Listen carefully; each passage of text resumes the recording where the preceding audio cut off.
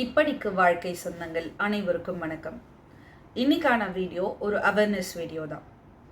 Street dogs இப்போ நம்மள இருக்கிற எல்லாருமே மேக்ஸிமம் ஃபேஸ் பண்ணிகிட்டு இருக்கிற ஒரு பெரிய பிரச்சனை அப்படின்னா ஸ்ட்ரீட் டாக்ஸ் தான். பார்க்கும்போதே நம்ம வண்டியில் போகும்போது சேஸ் பண்ணோம், நம்மளை பார்க்கும்போது துரத்தும். ஒரு ஸ்ட்ரீட் டாக் இல்லை டாக்ஸ் செட் ஆஃப் டாக்ஸ் நிற்கும் போதே நம்ம நடந்து போனோம்னாலும் சரி, வண்டியில் போனோம்னாலும் சரி, பயப்படுற ஒரு நிலைமை தான் இப்போதைக்கு நம்மளுக்கு இருக்குது. இதுக்கெல்லாம் என்ன காரணமாக நான் பார்க்குறேன் அப்படின்னா, நார்மலாக க்ரூவலாக மற்றவங்க பேசுகிற மாதிரிலாம் நான் சொல்ல மாட்டேன். நீங்கள் சாப்பாடு வைக்கிறது, தண்ணி வைக்கிறது, நீங்களாம் அதை வந்து ப்ரொடெக்ஷன் கொடுக்கறது தான் அப்படின்னு நான் சத்தியமாக சொல்ல மாட்டேன்.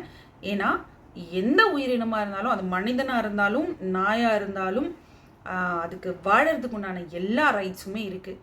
ஸோ நீங்கள் சாப்பாடு வச்சு தண்ணி வச்சு பார்த்துக்கிறதெல்லாம் ரொம்ப நல்ல விஷயம். ஸோ இதோட சேர்த்து வேறு என்ன நல்ல விஷயத்த சேர்த்து பண்ணலாம் அப்படிங்கிறத தான் நான் இந்த வீடியோவில் உங்களுக்கு சொல்ல போகிறேன். அதுக்கு ஏன் எனக்கு இந்த வீடியோ போடுறதுக்கு என்ன ரீசன் அப்படின்றது வந்து என்னோடய நெய்பரில் இருக்கவங்க என்னோடய ஃப்ரெண்ட் தான். அவங்களோட பசங்க 2 பசங்க. அவங்க வீட்டில் என்ன பண்ணுறாங்க, ஒரு ஸ்ட்ரீட் டாக் வந்து அதோட சின்ன வயசுலேருந்தே அதை வளர்க்குறாங்க.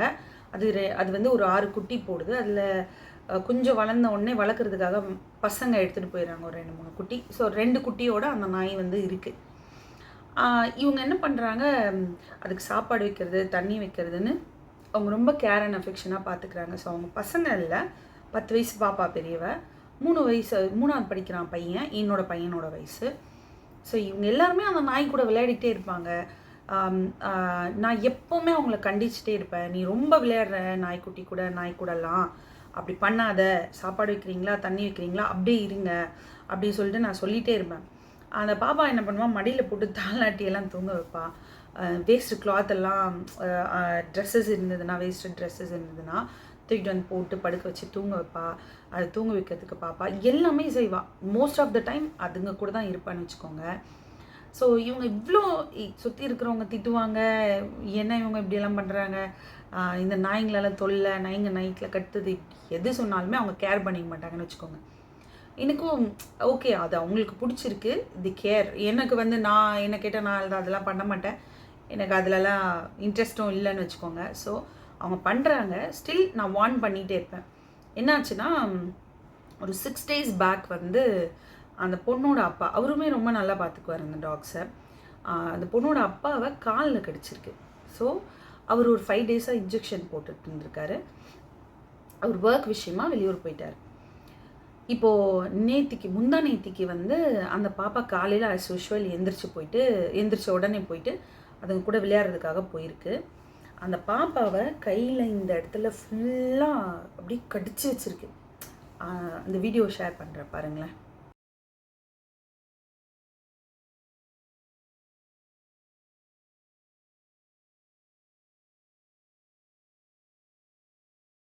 ஸோ இதில் பார்த்தீங்கன்னா உங்களுக்கு நல்லாவே தெரியும், அந்த நாயோட பல்லு எந்த அளவுக்கு பதிஞ்சிருக்கு பாருங்கள். அந்த குட்டி நாய் தான் அப்படி பிடிச்சி கடிச்சு வச்சுருக்கு.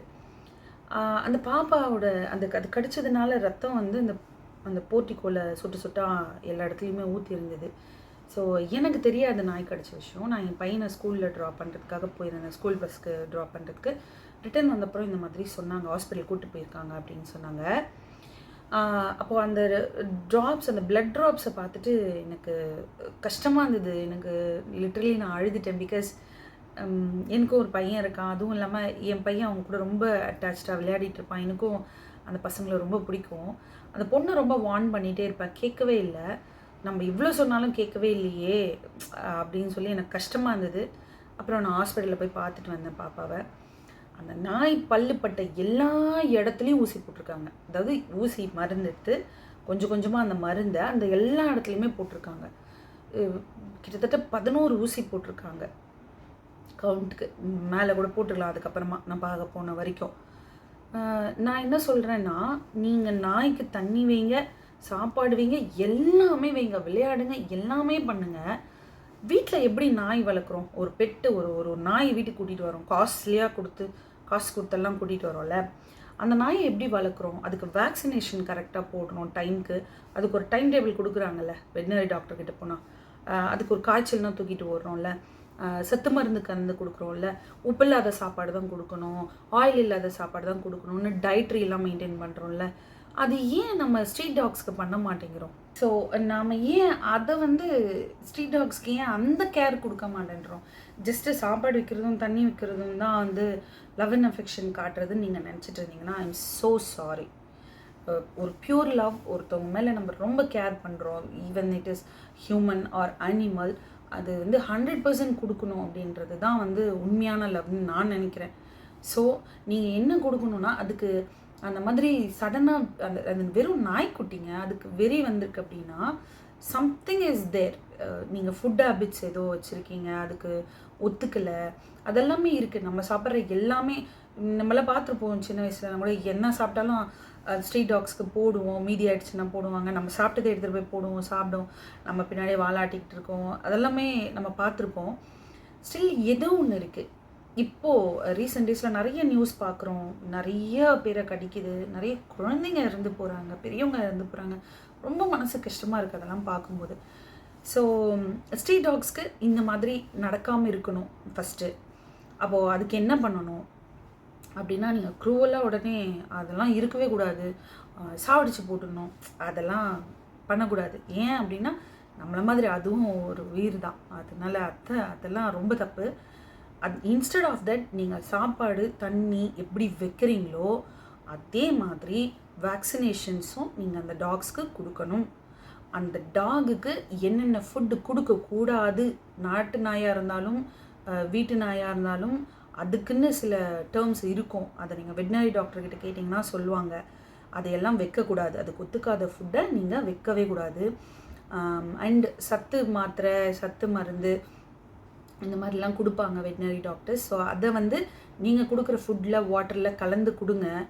அது இன்னுமே நல்லாயிருக்கும், இன்னும் ஹாப்பியாக இருக்கும், இன்னுமே உங்களை தேங்க் பண்ணும் அப்படின்றது தான் என்னோடய கைண்ட் சஜஷன். நான் ஸ்ட்ரீட் டாக்ஸ்க்கு அகெயின்ஸ்ட் எல்லாம் கிடையாது, நீங்கள் அப்படி நினச்சிக்கிட்டாலும் எனக்கு அதை பற்றி பிரச்சனை கிடையாது.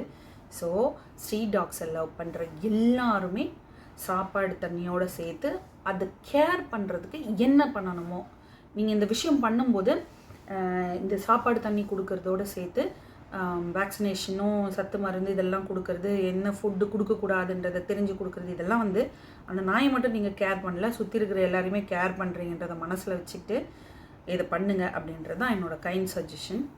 தேங்க்யூ.